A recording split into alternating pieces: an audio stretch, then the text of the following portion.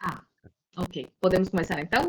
Sim, aí eu acho que é bom isso, fazer uma apresentação rápida de você e da sua escola onde gravou, e depois vai pela ordem para a gente falar das perguntas. Ok. Bom, então, meu nome é Laura Samanta Barreto. A minha entrevista foi em uma escola municipal do município de Armação dos Búzios, no Rio de Janeiro. E foi uma entrevista com a professora de espanhol da escola da rede pública. O meu nome é Zélia de Jesus Mascarenhas. Eu entrevistei uma professora de inglês na cidade de Brumado, aqui na Bahia, numa escola municipal que se chama Escola Municipal em Tempo Integral, professora Clarice Moraes.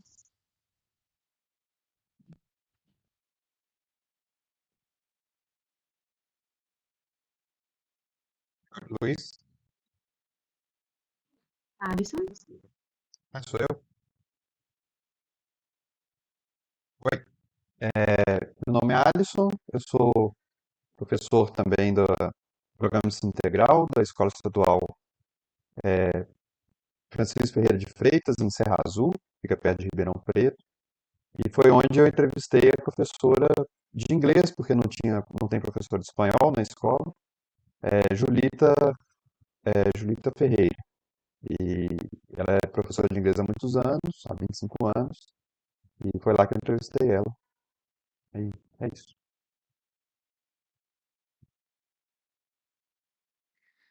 Meu nome é Luiz Henrique Fierro Cabello. Eu fiz minha entrevista em uma escola do Araquari, Santa Catarina, uma escola de ensino unido e ensino fundamental 2. Meu entrevistado foi um professor do espanhol. Perfeito. Então, vamos começar com a apresentação do nosso mapa mental, sendo que aqui tem, então, as imagens das nossas escolas. Aqui, então, está o nome da minha escola, que é a INEF, na cidade de Búzios. Não sei se vocês querem explicar um pouquinho algum outro detalhe das suas escolas. Não? Vamos entrar, então, nas perguntas, né? Tá bom. No primeiro eixo, que é sobre o profissional da área e o local de trabalho, ou as áreas de atuação, então vamos entrando na pergunta número 1, que está aqui. Então, a pergunta que nós fizemos foi: qual a sua formação acadêmica e, como complemento, você já morou fora do país? Então, a professora que eu entrevistei, ela, bom, ela é formada em letras, em português e espanhol, já tem bastante tempo trabalhando como professora tanto da rede pública quanto da rede municipal. Ela começou em 2011 e passou por diferentes escolas também, dando aula tanto de espanhol como de português, e tem experiência, então, em vários tipos de escolas. E em relação à pergunta sobre se morou em outro país, ela não morou em outro lugar que falasse espanhol. A minha entrevistada, também professora de letras, português com inglês, e não, ela não foi em nenhum outro país para morar, mas somente para fazer turismo.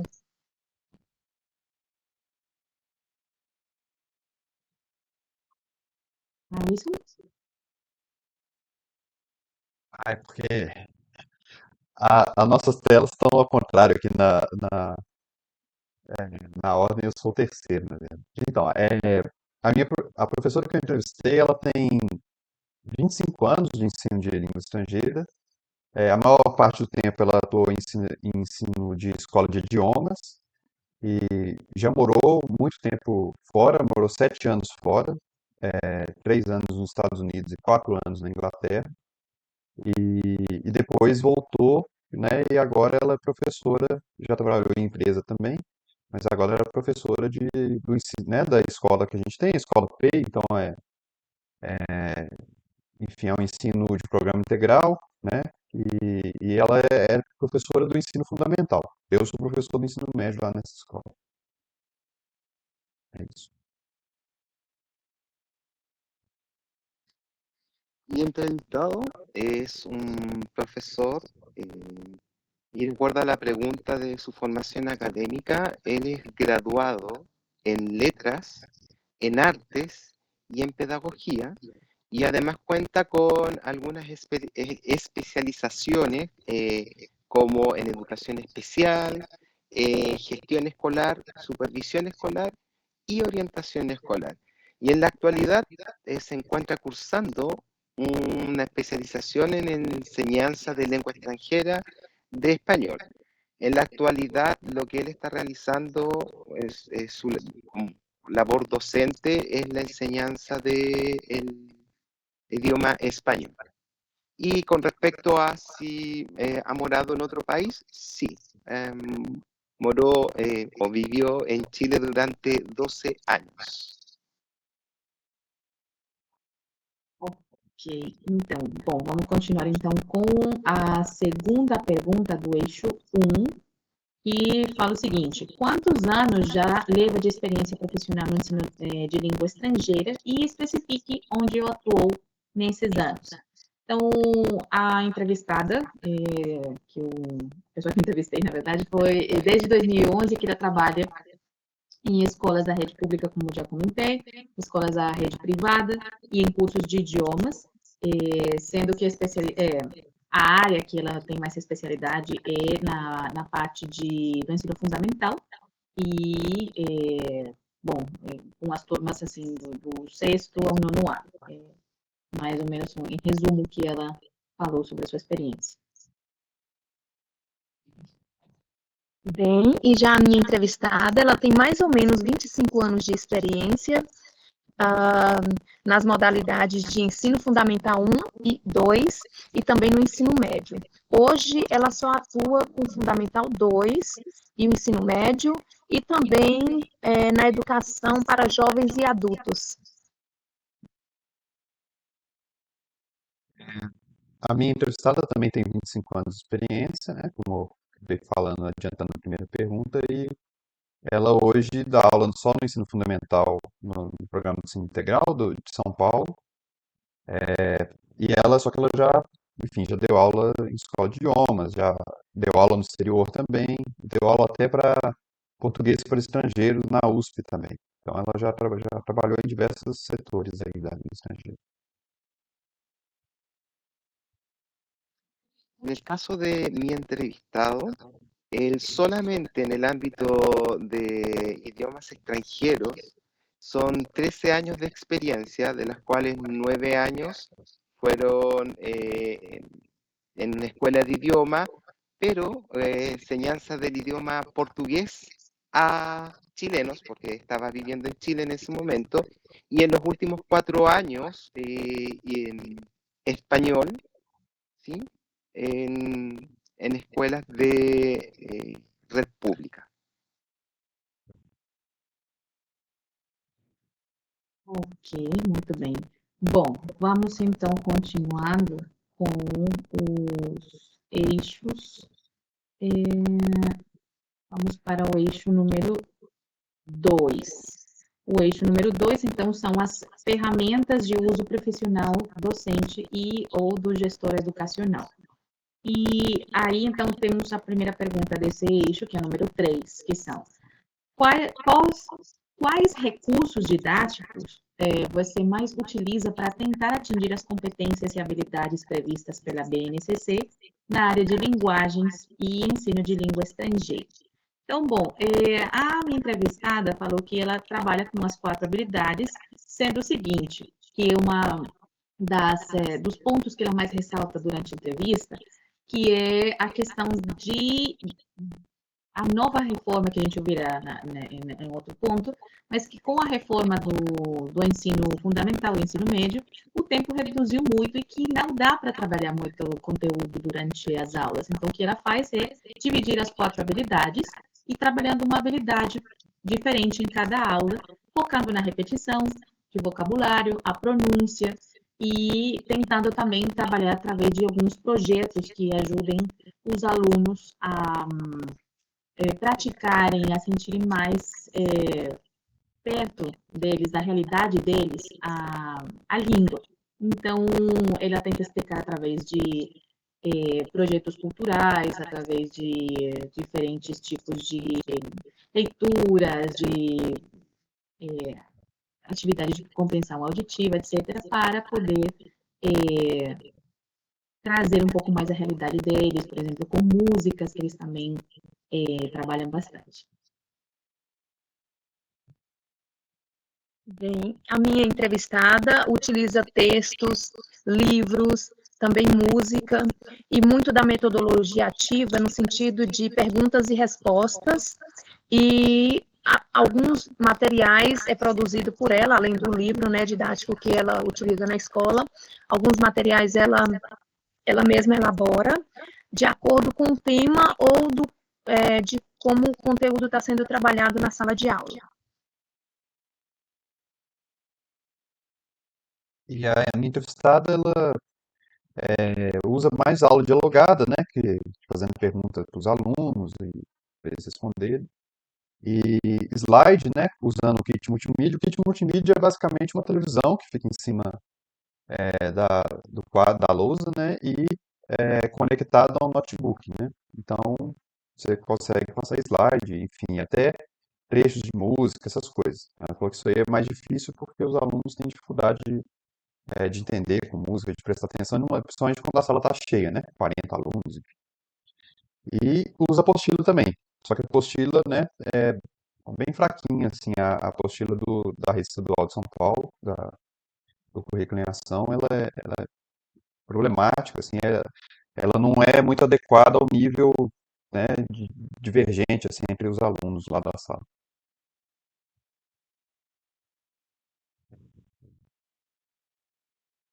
Mi entrevistado, antes de dar respuesta a cuáles eran los recursos didácticos que más utilizaba para el desarrollo de las competencias y habilidades de un idioma extranjero, en este caso español, era en la medida de lo posible tratar de utilizar lo más que podía el idioma español durante las clases, ya sean explicaciones en general.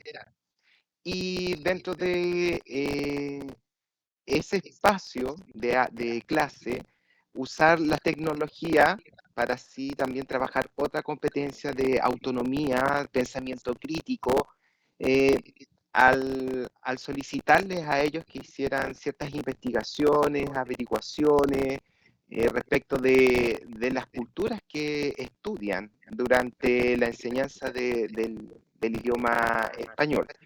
También recursos audiovisuales como grabaciones de videos, de música, no solamente desde el aspecto de la traducción, sino que también desde lo cultural.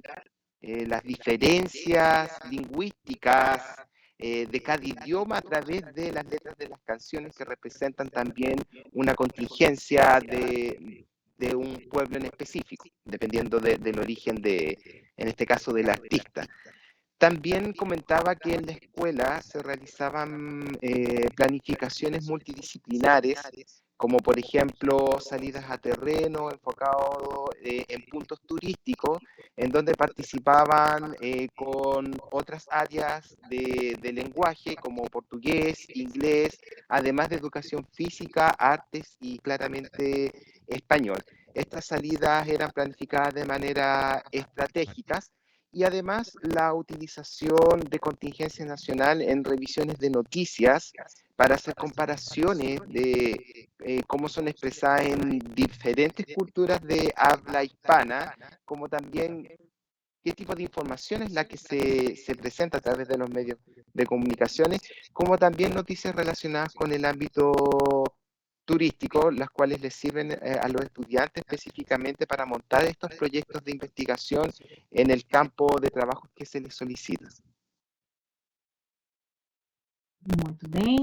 Bom, agora vamos continuar dentro do mesmo eixo, com a questão 4, que fala o seguinte: como você percebe a evolução do aprendizado dos alunos em relação à língua estrangeira?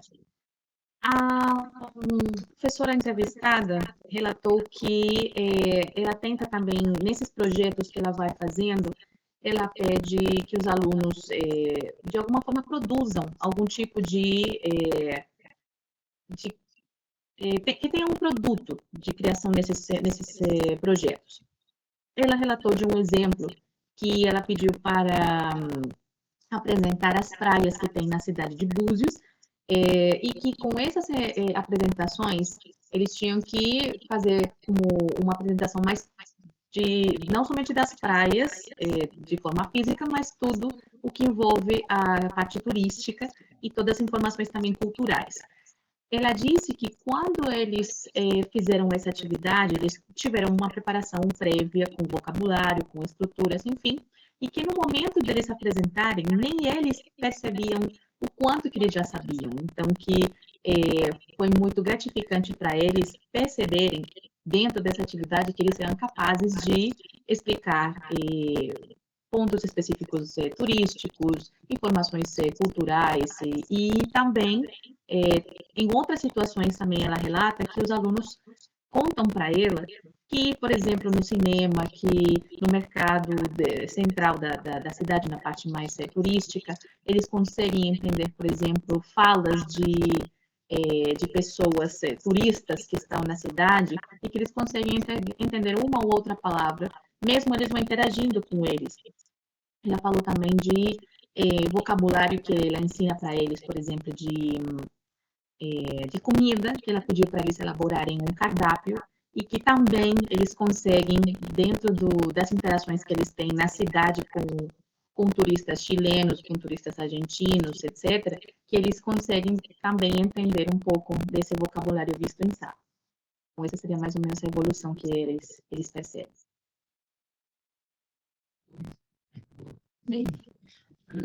A minha entrevistada, ela me disse que percebe uma evolução gradativa, né? Através da convivência no dia a dia na sala de aula, e isso acontece de forma muito espontânea, porque todos os dias, quando ela chega na sala de aula, as primeiras perguntas, né, que ela faz sobre como os alunos estão, isso tudo em inglês. Então, os alunos começam a conviver com essas perguntas diárias ou frases da boa educação, por exemplo, se o aluno quer ir tomar água ou quer ir para o banheiro, ele tem que pedir em inglês. Isso acaba exercitando muito a fala no dia a dia, né?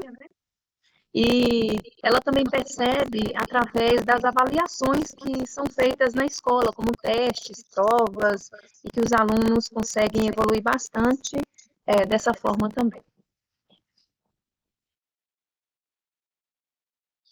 Então, a professora que eu entrevistei, ela já tem uma visão um pouco diferente, assim, né? Porque é a situação de uma cidade mais periférica, né? E uma escola um pouco, enfim, com alunos com muita defasagem, né, de base, e muito cheias as salas, então é muito fraca a evolução dos alunos. Mas é isso, assim. E a maioria, na verdade, nem sabe direito para que vai precisar, mesmo no caso dela sendo inglês, nem sabe para que vai precisar disso. Então eles têm muito pouco interesse. Eu vejo isso também como, né, professor de português, enfim. E aí ela compara com a experiência dela nas escolas de idiomas, que aí tinha mais recursos, tinha turmas menores, né, de 10 alunos, e aí se você tem um pouco mais de evolução na aprendizagem, né? Também as aulas são mais sistematizadas, né? Então você consegue ter mais também presença dos alunos, né? Na experiência que a gente tem, os alunos têm muita oscilação, faltam muito, então é difícil você manter uma continuidade. E como você tem essa defasagem, é difícil eles aprenderem, né? Então ela vê essa diferença entre escola pública, né, ensino público massificado e escola de idioma, que é melhor. En el caso de mi entrevistado, él indicó que sentí una evolución progresiva a través de las tentativas del uso del idioma, como respondió en la pregunta anterior. este docente trata de que los alumnos sean bastante participativos y activos en el uso del idioma extranjero. Y este uso aprendido en el aula, él lo ve, por ejemplo, cuando piden permiso para ir al baño o para poder ingresar a una clase si llegan tarde o precisan de un permiso en especial. Incluso cuando quieren hacer preguntas, intentan mucho en utilizar el idioma español. Pero como en el caso de la profesora entrevistada por Alison, también comentaba que en esos casos veía la evolución, pero que esta evolución era más lenta. Pero lo que él sí destacó ante la pregunta fue que para él, en sus observaciones, no solamente de ahora, sino que de los años de trabajo que tiene en salas de clase, esto va a depender mucho si el alumno se siente o no motivado, y que es un factor muy potente en cuanto a la evolución que tengan los estudiantes en el proceso de aprendizaje. Ótimo. Bom, vamos então agora com o terceiro eixo. Vamos conferir aqui. O eixo 3. O eixo 3 começa com a pergunta número 5. O eixo 3 fala sobre as competências e habilidades profissionais. E a questão 5 fala o seguinte: o que você acha da implementação da BNCC na sua escola e no seu estado? Como as propostas deste documento interferem no ensino de língua estrangeira? Então, bom, a minha entrevistada, desde o começo, já deu essa visão dela sobre o que foi feito com as mudanças na implementação do ensino de língua estrangeira, que só tornou a língua inglesa e que é a que está como referência na BNCC. Então, pelo que ela relata, ela acha que é realmente, em palavras dela, uma crueldade com o ensino de línguas, com a educação de modo geral, porque, para ela, tem pessoas que precisam, dependendo das realidades que tem no seu estado, precisam de uma opção, de uma oferta maior. Então, em relação a como isso interfere, então, com as aulas dela, ela diz que não dá tempo para fazer muita coisa, que limita muito, porque dependendo, como foi falado, das regiões, cada uma tem uma necessidade diferente e tem uma visão diferente de um idioma em relação ao que precisa, né? Então, de um modo geral, ela pensa que aqui na nossa região de Búzios, como é uma cidade turística, já tem um pouquinho esse diferencial de que tem, pelo menos, a oferta de língua espanhola, em comparação a outras que não têm, outros municípios que não oferecem de uma maneira, assim, pelo menos na rede pública, não é oferecida como outra das opções, mas ela acha que tem que ser oferecido, porque não é por ser língua estrangeira que as pessoas se questionam sobre a sua necessidade. Ela relata de professores, por exemplo, de física, química, outras disciplinas, que também são questionados no sentido de para que na prática eles usam, pelos mesmos alunos. E o que ela observa é que tudo precisa da contextualização da realidade. Então, ela fala, por exemplo, de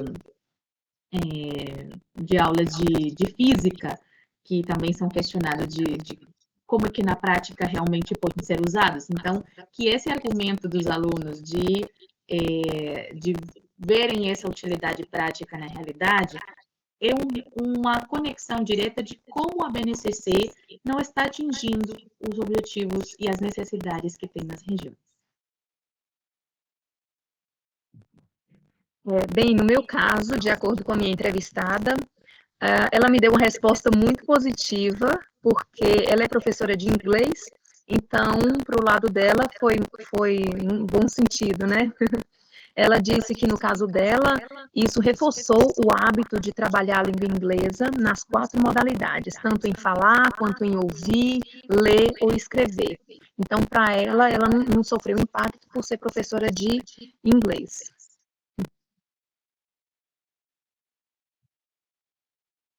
A minha entrevistada, ela relatou mais a dificuldade, mais o problema do material mesmo que se usa na rede pública de São Paulo, assim, que muitas vezes a BNCC ela é muito ampla, então, e realmente ela busca essas habilidades todas, né, de falar, ouvir, ler, escrever, só que da forma que é apresentada na apostila não segue muito uma sistematização, é meio aleatório, e aí ela não coincide direito com, né, com até os eixos do currículo em ação, porque fica tudo meio fragmentado, né? Então, esse é a dificuldade, e isso dificulta o professor, que ele acaba tendo que criar uma metodologia própria em cada sala, e aí talvez dificulta.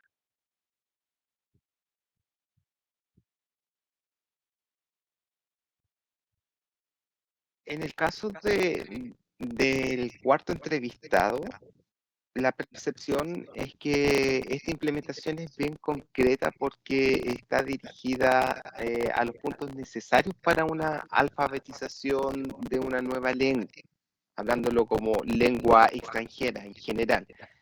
Pero también me llamó mucho la atención porque comentaba que para la implementación, en el caso de la lengua española, ellos tuvieron reuniones con profesores y con el equipo pedagógico de la coordinación de educación, donde en conjunto montaron una planificación de 3 años de enseñanza media, de acuerdo, claro está, con las directrices eh, del Estado de Santa Catarina y de acuerdo a esta base nacional curricular común. Ok. Agora vamos para a questão número 6 do mesmo eixo, que fala o seguinte: quais são as perguntas mais frequentes dos alunos sobre a língua estrangeira que você ministra? De um modo geral, a minha entrevistada falou que as dúvidas mais frequentes são em relação aos países que falam espanhol, quais países e a localização dos continentes onde é falada a língua espanhola. Também fala sobre aspectos culturais específicos, então, de artistas, de jogadores de futebol, de músicas específicas que tem todo esse contexto também de músicas e danças também.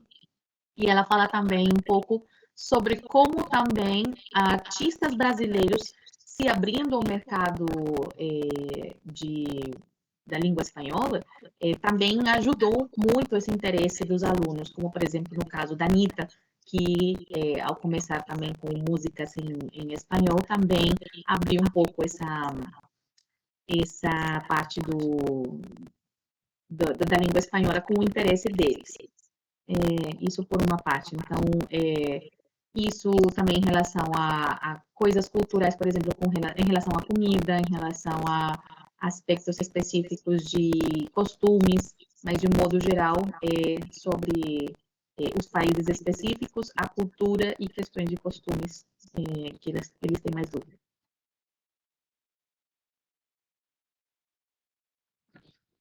Bem, no meu caso, foi muito engraçado até essa pergunta, porque eu também, como professora de línguas, também escuto muito essas mesmas perguntas dos meus alunos e coincidiu com as respostas, com as perguntas, aliás, que os alunos fazem para a professora de inglês, que as principais, né? A primeira delas é, para que inglês? Para que eu quero aprender inglês se eu não vou sair do Brasil? Ou, eu não falo nem o português, por que eu quero aprender inglês? Isso a gente escuta muito dos alunos. E também, eles perguntam muito como é o nome deles em inglês, ou em espanhol, no caso, né? Ou se nos países lá onde se fala inglês, como Canadá, Inglaterra, Estados Unidos, se lá eles também estudam o português e o inglês, como nós aqui estudamos o inglês como a segunda opção, né? Então, essas perguntas são muito frequentes para os professores de línguas. Eu acho que no geral.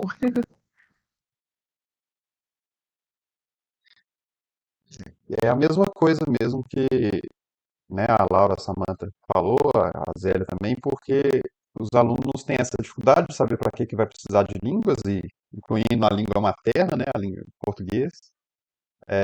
E quando as dúvidas que a maioria tem é só coisa assim, né, tipo de futebol, essas culturas, né, mais generalizadas, assim.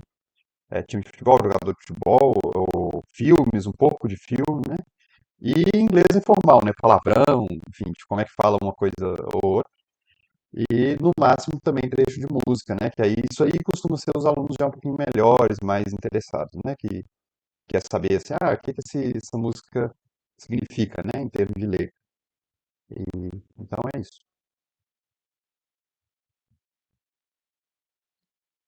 Aquí existió un match, eh, porque en el caso de mi entrevistado fue lo mismo. La curiosidad principal tiene que ver con el conocer a otros. Ahí yo lo interpreto porque también utilizó la curiosidad sobre las culturas hispanoparlantes y sobre todo desde la percepción del profesor ahora con la inmigración acá en Brasil de muchas personas que hablan español. Y el otro punto de interés de los estudiantes que está relacionado con el ámbito laboral, a nuevos puestos de trabajo que tienen como requisito el idioma español, principalmente en el ramo turístico. Lo que a mí personalmente, que es una interpretación que yo hago, ya que yo veo que coinciden estas percepciones de los docentes y que me sorprende para bien, es esa necesidad de contacto, porque el interés cultural refleja el interés por conocer a una otra persona y en este caso a través del idioma español poder generar un contacto. Y como chileno, que tampoco es una respuesta como yo chileno, no yo como en representación de Chile, me llama para bien y con mucho gusto la atención cómo Brasil incluye el español, siendo que en Chile, por ejemplo, en la educación básica o media, no se incluye el portugués, siendo que es un idioma que está dentro de los límites de América Latina. Y creo que es una gran oportunidad que se atrevió Brasil a implementar, no solamente por el impacto económico que pueda tener, sino que también por las relaciones interpersonales. Perfeito. Vamos continuar então agora com a pergunta número 7, que também é do eixo 3, que fala o seguinte: como o professor deveria agir em casos nos quais se explicitem situações de xenofobia, preconceito regional ou linguístico derivado de usos de sotaques ou de palavras oriundas de diferentes costumes? Como seria possível trabalhar esse tema no ensino de língua estrangeira? Então, de um modo geral, a minha entrevistada falou sobre a importância da empatia. Ela relatou sobre casos de alunos, porque aqui nessa região, também como o Luiz falou, tem muita imigração de pessoas que falam espanhol, e na região de Búzios convivem pessoas de origem argentino, uruguaio, chileno, colombianos, venezuelanos e de muitos outros lugares que falam espanhol, mas principalmente tem essas origens, Argentina, Uruguai, Chile são os principais, e eles trazendo as suas famílias, então também os filhos deles, ou que nascem aqui no Brasil, ou que chegam com eles nessa imigração, trazem essa língua com eles. Então, na hora de eles entrarem no ensino fundamental, ou, enfim, dentro do sistema educativo, acontecem algumas situações de discriminação, de xenofobia, e que na hora deles aprenderem também o português, também são alvo dessas situações. Ela diz que tem um caso específico de uma estudante que acho que também era de origem chilena e que ela tentou trabalhar com eles essa parte da empatia, focando nessa situação de outros brasileiros também saírem para outros países. Então, como seria a situação de quem sai do Brasil, como essa pessoa que chega aqui no Brasil se sente. Então, para colocar isso num contexto onde todos Então, essa empatia de aprender mais sobre os outros costumes, sobre tudo que essa outra pessoa pode ensinar para o país que recebe, mais do que discriminar. Então, essa é a abordagem que ela tem mais de evitar o preconceito e sim aproveitar tudo que possa ser aprendido com essa outra pessoa a partir da sua cultura, dos seus costumes e da sua língua. Bem, já a minha entrevistada, ela me disse que ela trabalha com textos e vídeos, né, que levam o aluno a pensar e a refletir de forma crítica sobre o respeito que se deve ter ao próximo, mas que na nossa região aqui não é uma coisa que acontece, porque quase nunca recebemos estrangeiros aqui, né? Não é uma cidade turística para estrangeiros, então é muito difícil acontecer, mas que ela já prepara o aluno nesse sentido, para levar ele a refletir, porque se deve o respeito a todos, né? Mesmo com sotaque diferente, ou talvez também, mesmo aqui no nosso país, a depender da região, as pessoas têm um sotaque bem diferente do nosso, e ela também fala sobre isso nas aulas dela. Bom, aí aqui no nosso caso é a mesma coisa, assim, a gente não, na região aqui, não tem mais esse intercâmbio muito com estrangeiro. Já teve, né, talvez há 100 anos atrás, um pouco mais, na industrialização aqui do interior de São Paulo, que teve muito italiano, né, mas agora já tem bastante tempo que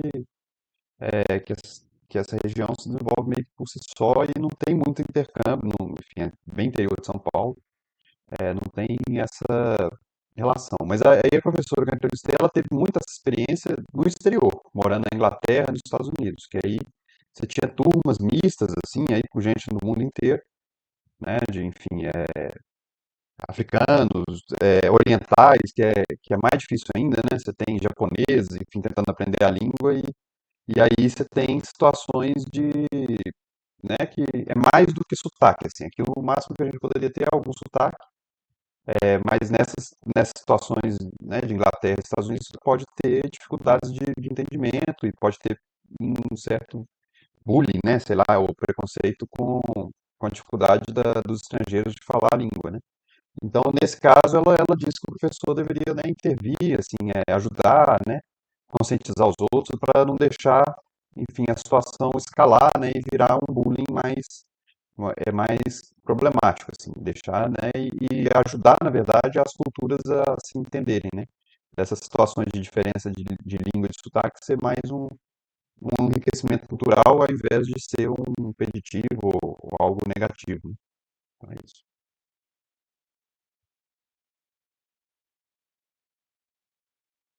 Una pregunta bastante interesante de desarrollar porque en algún aspecto hablamos de identidad con el entrevistado, no solamente porque sea un tema que hoy por hoy es muy visible en las redes sociales, que es el medio más masivo en la actualidad y que tiene mucha influencia, ¿m? No solamente por lo masivo, sino que además es muy creíble, muy digerible. En palabras del entrevistado, la manera de poder aplicar este trabajo de relaciones interpersonales relacionados al ponerse en el lugar del otro y la empatía era a través de la enseñanza de la cultura y que existen variaciones lingüísticas que forman parte de la identidad cultural y que todas estas variaciones lingüísticas están visibles en todos los países. Cada país internamente, o cada región en general, internamente tiene sus propias variaciones y todas son adecuadas porque representan esta identidad. Citaba, por ejemplo, el ejemplo de palabras que, por ejemplo, que en Brasil cambian de acuerdo con la región. También aprendiendo un nuevo idioma enfatiza que pueden haber variaciones en el significado de una misma palabra, donde que al principio puede causar bastante risas, como también nosotros vimos en el curso, en el caso de la los cognatos que tienen diferentes significados y a veces acá en Brasil pueden ser palabras grosas, ¿sí? Por ejemplo. Entonces, la idea de trabajar esto, de poder integrar lo que representa identidad, y por lo tanto no es motivo de risa, ni de burla, ni de que es superior o inferior, era a través de un abordaje metodológico de tareas en las cuales permitan dejar estas vulgarizaciones de esas palabras un poco, como el profesor decía, tortuosas. Muito bem. Vamos agora com o último eixo, que é sobre o eixo número 4, que são as perspectivas do futuro profissional. E nessa temos as últimas duas perguntas, que são as seguintes. A número 9 fala: o que você pensa sobre a política linguística brasileira quanto à oferta da língua inglesa e espanhola na educação básica? É suficiente ou deveria mudar em algum aspecto? Aqui, a minha entrevistada, ela, durante a entrevista, teve muito esse ênfase na parte negativa da mudança da BNCC e fala que essa BNCC deve ser reformada e deve ter a participação de todos. Ela disse que durante esse período de elaboração da reforma, ela não viu de forma alguma uma participação dos professores, ou que fosse perguntado para eles, a ela e a seus colegas, em um contexto de modo geral, sobre como realmente iriam ser feitas essas reformas. Então, ela acha que essa participação na reforma da BNCC deve ser de todos os professores e todos os que devam participar desse enfoque pedagógico, acadêmico, didático, etc. E que também ela considera que deve ser ampliada a oferta de línguas. Quer dizer, ela disse especificamente que é melhor mais falar sobre língua estrangeira do que só focar numa língua específica. Ela fala, por exemplo, de casos onde em algumas regiões pode ser mais necessário a língua inglesa ou inclusive outras línguas além do inglês ou espanhol, porque de fato tem mais contato com, por exemplo, ela citou de italiano, por exemplo, de regiões onde o italiano também tem uma influência.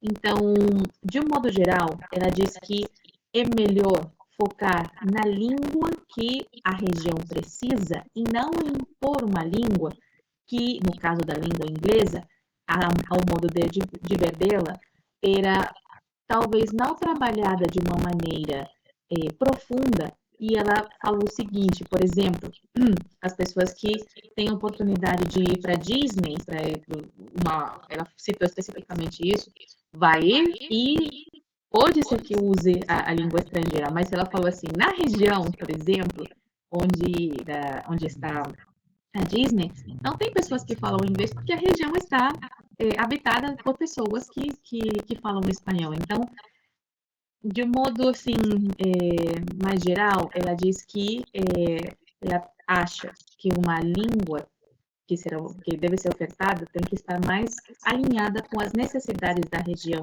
e, por isso, precisa ver o que todos os professores e toda a rede participa para montar essas reformas.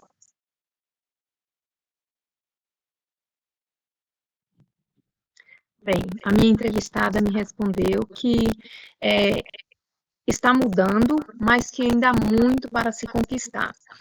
Porque, inclusive, na valorização dos professores, que na nossa região, pelo menos, os professores de línguas, em específico, não são muito valorizados.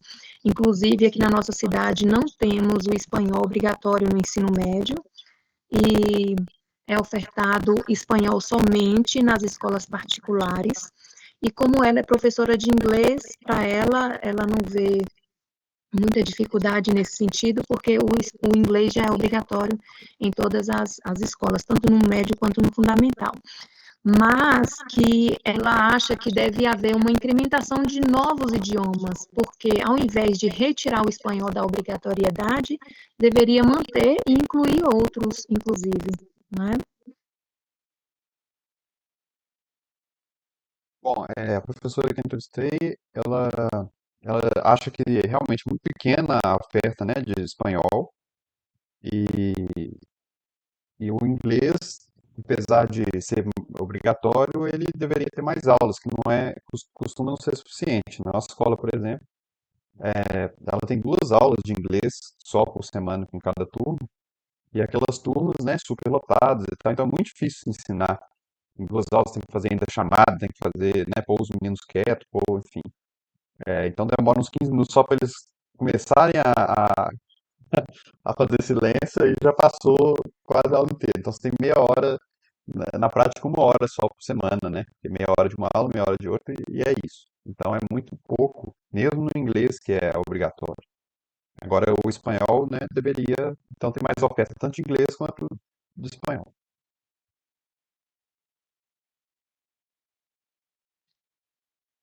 El corto entrevistado, la visión general o la evaluación general que hace respecto de estas políticas es positiva, muy positiva, de hecho, fueron sus palabras.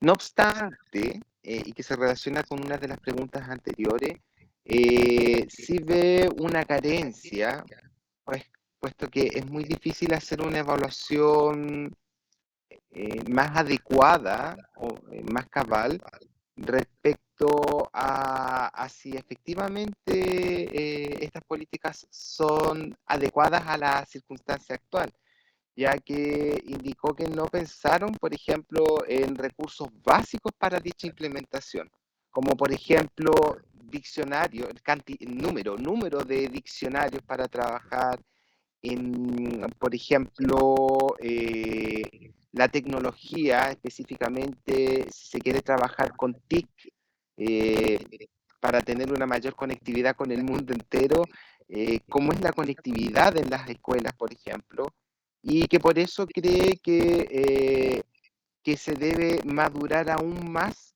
estas propuestas en la enseñanza de nuevas lenguas extranjeras. No lo refirió específicamente al español, sino que como la profesora que entrevistaste tú, Laura, que en general de nuevas lenguas extranjeras.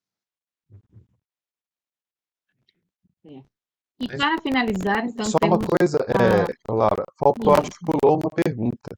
É a 8. qual pulamos? É A 8? a questão 8, Ah, sim. Ela está nesse mesmo eixo final, mas E pulou. também está no mesmo eixo. Então, vamos continuar então com a 8, é verdade. Então, a questão 8 fala: como o professor pode ajudar na disseminação do conhecimento acerca da riqueza e diversidade da língua materna e da língua estrangeira? A minha entrevistada falou sobre a comparação de aspectos linguísticos da cultura do Brasil e dos países hispânicos. Então, de como é importante ver aspectos especificamente de costumes, de cultura. Ela falou especificamente, né, por exemplo, no caso da alimentação. Ela disse de como, através, por exemplo, das comidas, ela podia passar para os alunos diferenças dos costumes. Citou, por exemplo, sobre o abacate, de como em outros países o abacate era usado para preparações de comida salgada, por exemplo, enquanto aqui no Brasil era usado para preparações de comidas doces, ou enfim. E como os alunos realmente ficam até, assim, surpresos, porque não têm essa visão de uma coisa tão simples da realidade deles, como é diferente nas culturas hispânicas. Então, é através da diversidade que ela trabalha essa parte, então, da disseminação do conhecimento.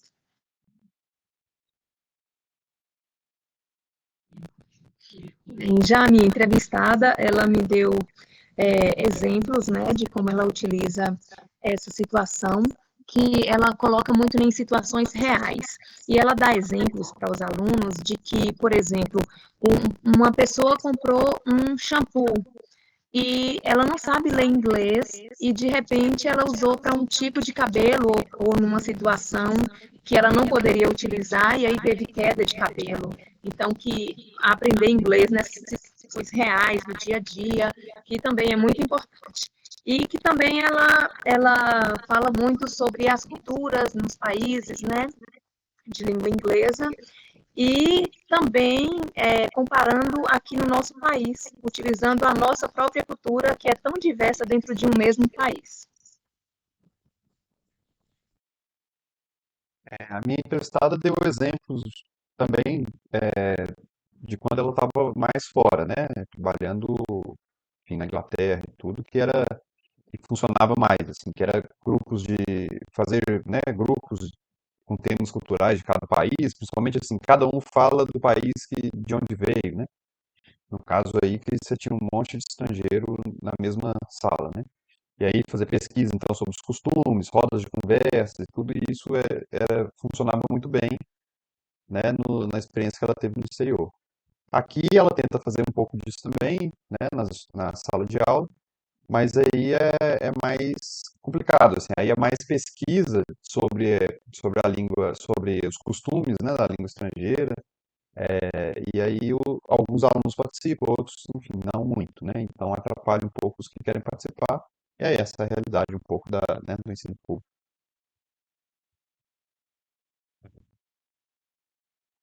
La respuesta de mi entrevistado fue bastante interesante porque se enfocó mucho en la pregunta. Y él comentaba que la manera en que él podía responder a los alumnos respecto de las variaciones lingüísticas o la explicación que daba era precisamente por las colonizaciones y las inmigraciones, ¿ya? Y eh, y que a través de esta explicación los mismos estudiantes vayan aprendiendo de estas mismas variaciones. Eh, ¿Por qué encontré interesante? Porque esta explicación o estas respuestas que dio era por un trabajo o charlas con otros docentes que comentaban respecto a la desmitificación de lengua materna, ya que específicamente no hay lenguas maternas, porque podríamos hablar de lenguas indígenas, pero lengua materna no, porque en el caso del portugués, el portugués viene de Portugal. En el caso del español, en el resto de Latinoamérica, su origen no es en América. Existen otros idiomas previos, entonces hablar de lengua materna suena un poco extraño. Y eso también es un trabajo intenso con respecto a las otras preguntas que fueron planteadas anteriormente en los otros hechos, que tiene que ver con la cultura específicamente y cómo también conecta con esta motivación de los estudiantes de qué es lo que quieren saber en relación a un idioma. Y que yo lo asocio a la identidad. Y que como dijo también la profesora entrevistada por Seila, que también tiene que ver con conocer algo nuevo. O sea, que por ejemplo acá en Brasil se come palta o aguacate, como en Chile se dice palta. Dulce, y que de la nada tengan otra opción que en su mundo no existía. Y a través del idioma es una apertura bastante grande, lo cual eso ya es una ampliación del horizonte a través del aprendizaje de una lengua extranjera, lo cual permite que se enriquezca lingüísticamente las personas y también se enriquezcan como personas. Ótimo. E agora sim, para finalizar, então, temos a questão número 10 desse último eixo também, que fala o seguinte: diz assim, O que você acha sobre a obrigatoriedade da oferta do espanhol nas escolas para o ensino médio? Obrigatoriedade que existia na Lei 11.161 de 2005, mas que foi revogada pela Lei 13.415 de 2017, que priorizou o ensino do inglês. Bom, como eu relatei desde o começo, essa professora que eu entrevistei, ela tem muito essa visão de que realmente foi, em palavras dela, foi uma crueldade, que foi um assassinato à educação. Ela define de maneiras muito fortes essa mudança que teve. E, de modo geral, ela diz que, primeiro, tem que tirar a palavra obrigatoriedade e colocar simplesmente língua estrangeira, onde sejam ofertados diversos tipos de línguas estrangeiras, também de acordo com a necessidade da região. Então, não é somente impor inglês, somente por impô-lo mesmo, mas que seja aberto para as necessidades dessas regiões. Isso por uma parte. Por outra, ela diz que também não é positivo falar somente do inglês ou impor uma língua só, porque simplesmente não vai, de alguma forma, não vai ajudar a motivação dos alunos. Então, já os alunos têm dificuldades na motivação em outras disciplinas, como ela relatou anteriormente, mas também essa questão de impor uma língua sem também atender ou mostrar essa preparação para os alunos e essa importância, também é um problema. Então, e como conclusão dessa entrevista, já finalizando então essa intervenção dela, ela salientou muito o fato de que esse tipo de trabalhos que estamos desenvolvendo aqui pudessem atingir um público maior, porque ela acha que, assim, essas informações de outros professores, esses relatos de outros professores, possam, de repente, chegar a ouvidos de políticos, inclusive dos dirigentes no Ministério da Educação, presidente, etc., falando sobre realmente a importância de atender esses pedidos dos docentes em relação à língua estrangeira. Então, essa importância de tirar a obrigatoriedade e de não continuar, entre aspas, como ela disse, assassinando o nosso ensino.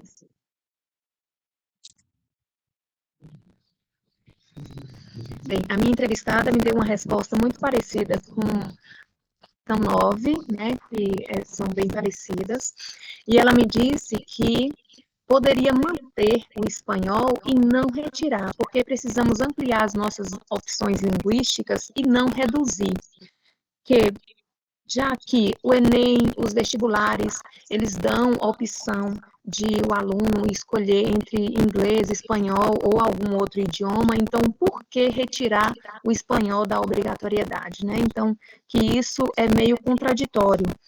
E que, inclusive, existem vestibulares que oferecem francês, né? Então, os alunos têm uma opção maior e que isso deveria manter.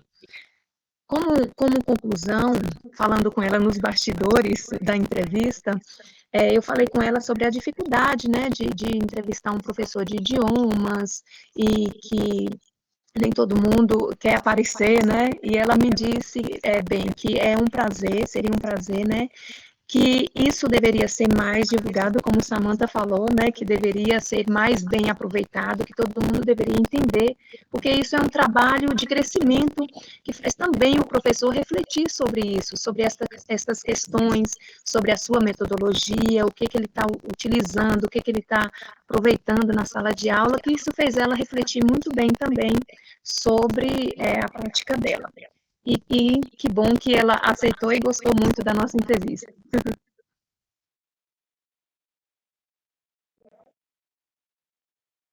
Bom, aqui na minha resposta eu acabei sendo curto aqui no nosso mapa mental, mas essa foi uma pergunta, como era a última também, a gente ficou conversando um pouco mais tempo sobre ela, né, a questão da obrigatoriedade, até para situar um pouco esse processo aí político aí que aconteceu por trás dessa obrigatoriedade ou não, né? Quando foi, enfim, quando houve a obrigatoriedade em 2005, você estava havendo um processo de tentativa de integração sul-americana, que era, digamos, uma das prioridades aí do primeiro governo Lula, né? E principalmente, enfim, liderada pelo Celso Amorim, que era o ministro das Relações Exteriores, foi o principal ministro do governo Lula, e ele tinha isso como uma prioridade. A obrigatoriedade seria um pouco para forçar, de certa forma, os currículos a adotarem o espanhol como uma das línguas, né, enfim, equiparáveis, talvez, com o inglês e também ampliar essa oferta, né.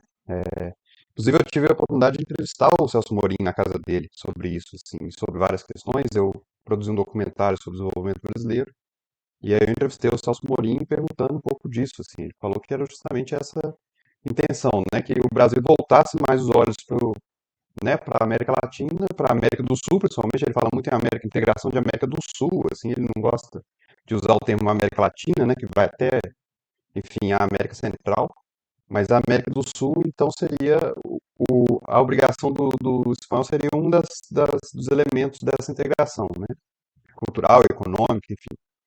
E os professores de inglês percebem que deveria continuar sendo obrigatório, que mesmo quando é obrigatório ainda falta muito, né? O exemplo do inglês, que é obrigatório, mas não significa que é suficiente a oferta, que é suficiente a estrutura para ensinar, né? Então, e aí, quando deixou de ser obrigatório, foi mais também por uma questão política de barrar essa integração, né? Que foi em 2017, depois enfim, do impeachment aí contra a Dilma. E aí teve toda uma mudança de política externa que tentou mudar os olhos para o outro lado, aí ficou mais subordinado aos Estados Unidos, enfim, e aí a integração latino-americana foi deixada totalmente de lado. E isso também veio no bojo de terminar essa obrigatoriedade, né? Então é tudo ter uma política externa de ressonância mundial aí por trás dessas questões, né?